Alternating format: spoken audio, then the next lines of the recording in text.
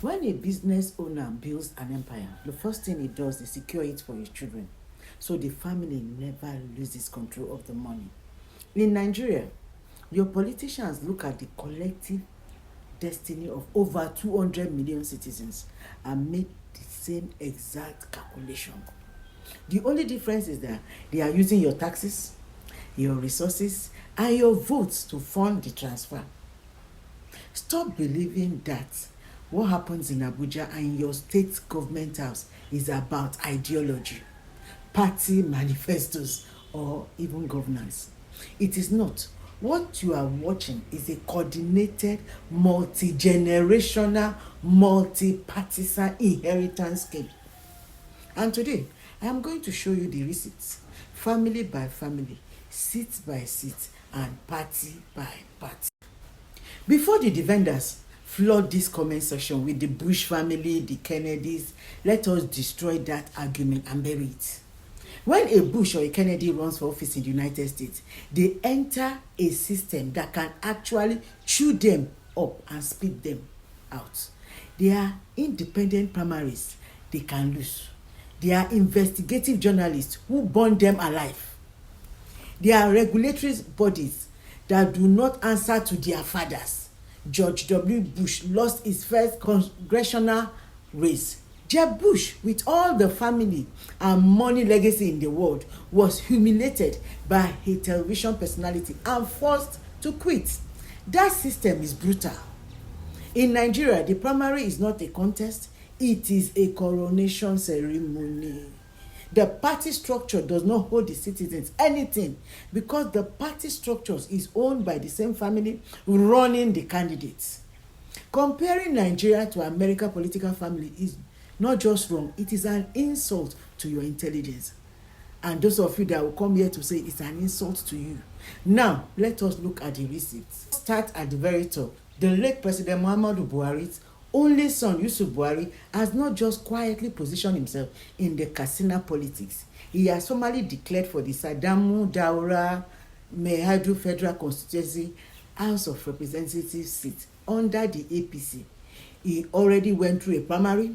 He crushed his opponent with 6,386 votes to 322. He is the confirmed APC House of Reps candidate. His father's name is the platform. His father's hometown constituency is the seat. The transfer is complete and it is documented. Now, go to me now. President Tinubu reached into the son of the military dictator and placed him on top of a strategic national institution. Muhammadu Babangida, son of General Ibrahim Babangida, who annulled June 12 and destroys Nigeria Democratic Movement, was appointed chairman of the Bank of Agriculture in July 2025. Not elected. It's not an elected position, but he was appointed. Not scrutinized by any independent body. One appointment letter from Aso Rock, and the son of the man who set this country back decades is now sitting on top of a federal institution controlling agricultural credit across the nation. The military regime that stole your future simply changed its uniform and walked in through a different door. Now, go to Kaduna. Bello El-Rufai did not wait 2027 to complete his transfer. His son Bello El-Rufai already sits in the House of Representatives today, representing Kaduna North. The seat was transferred while the father named still controlled the political atmosphere in the state. You know, then he was powerful. He's still powerful, but he's under DSS control right now. Now, let's go to Kano. This one requires full attention. Please pay attention because it is the most brazen dynasty story in Nigeria right now. Governor Abba Kabir Yusuf rode his father-in-law Kwankwaso's political machine into Kano government house. Then he turned around, abandoned the man who made him, and defected to APC in January 2026. The betrayal was public and complete. But here is what happened next. Kwankwaso survived. He moved first into the ADC, then May 2026, he and Peter Obi jointly joined the newly registered NDC Congress. Obi is now the NDC presidential candidate for 2027. Kwankwaso is his running mate, chasing the Vice Presidency of Nigeria. And on that same NDC platform in Kano State, Kwankwaso's own biological son, Mustapha Kwankwaso, has been unveiled as the NDC deputy governorship candidate for 2027. Let that land. The father is on the NDC ticket chasing the Vice Presidency of Nigeria. The son is on the NDC ticket chasing the deputy governor of Kano State. Same party, same election cycle. Father and son running simultaneously for 2 levels of government on the same platform. That is not political participation. That is a family franchise in operation. I don't want you to think that this is a northern thing, so I'm going south. Look at the evidence. In Delta State, former Governor Ifeanyi Okowa planted his daughter Mariam Okowa Daramola inside the Delta State House of Assembly before he vacated office. The seat was secured while the father's political warmth still covered the state. In Edo State, those ones are something else, that level. The Igbinedion dynasty has refused to end. Decades after his son, Lucky Igbinedion, finished his term as governor, Chief Gabriel Igbinedion's daughter, Barrister Omoshede Igbinedion, holds the House of Representatives seat for Ovia Federal Constituency under the APC. The party changed, the family did not, the seat stayed. I'm sure you know who I'm talking about, but that's not where I'm going to. Now, the Tinubu's family will deserve its own category entirely. Seyi Tinubu, the president's son, is a private citizen. He holds no elected office. He holds no ministerial position. He has no public mandate from any Nigerian voter. Yet, he tours the country as grand patron of a political mobilization organization, receiving official government reception from sitting governors. When it comes to your state and you are in the same party with the father, the state apparatus are set in motion. The state governor welcomes him in some states. He is touring and is being received by governors. And then there is the convoy that goes with him. According to Wole Soyinka, he stood at a public event and mocked the size of Seyi Tinubu's security detail, saying it was large enough to put down a coup in a neighboring country. Just its convoy. A private citizen with no elected mandate moving with a battalion of state security. The same month, a brigadier general of the Nigerian army was ambushed and killed by terrorists in Borno State with barely a handful of soldiers as escorts. That contrast should tell you something you need to know about whose life this government values and whose future it is protecting. Multiple groups are already pushing Seyi for Lagos governor in 2027. Don't know. You can read that online, it's everywhere. Internal APC power brokers are working to clear his path.